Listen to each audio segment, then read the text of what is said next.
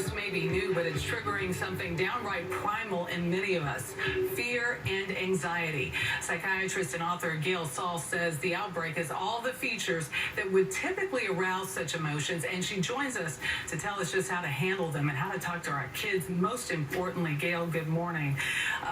Good morning. A lot of folks are really anxious about this, questioning everything. How long will this last? Do I need to stay put?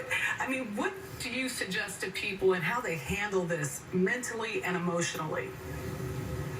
First of all, I think people need to understand that what they're feeling is normal.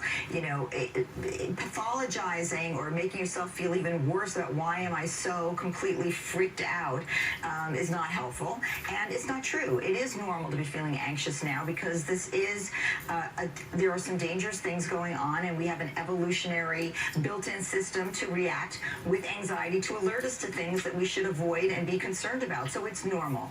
But there is, for many people, this feeling of lack of control and the scariness that has health concerns involved.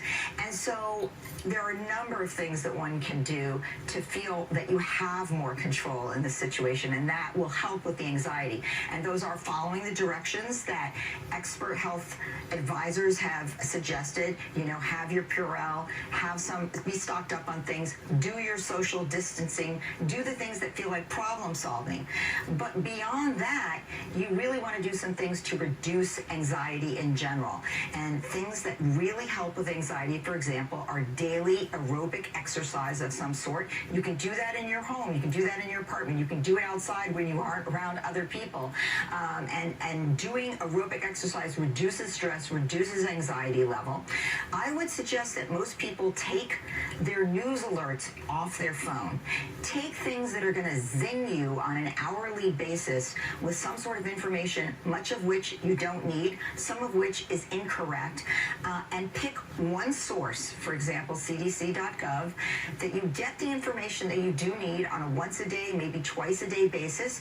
But repeatedly having the news actually stokes many people, and that's really not helpful in terms of your anxiety. Pay attention to have regular sleep.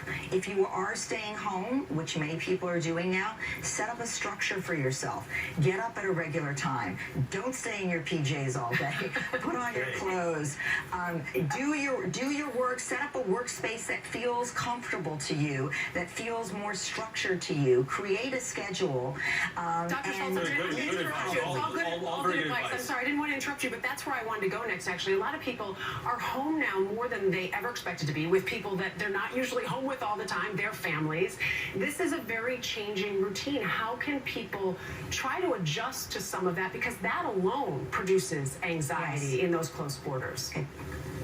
It does. I mean, we're social creatures, and bonding is actually a way that we reduce our anxiety. So first I want to say to people that yes, you may need to be home to social distance, but stay in touch with people that you normally stay in touch with. So this is the case where social media and other methods of using the internet and your phone are helpful. You want to have conversations with family, with friends, with coworkers. So continue that conversation to stay bonded and talk about how you're feeling, if that makes you feel better.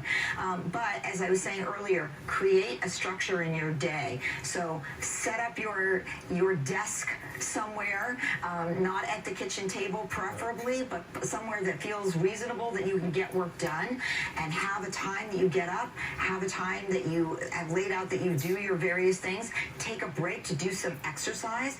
Take a break to consider doing a relaxation technique. This is very useful for people that don't do it already. Now's a good time to start. There are many apps that allow you to practice mindfulness or other sorts of relaxation techniques. You can do this with the people that are in the home now with you. That's great. All of this is great advice. Apologies for interrupting here, Doctor, but I just want to ask one more thing quickly.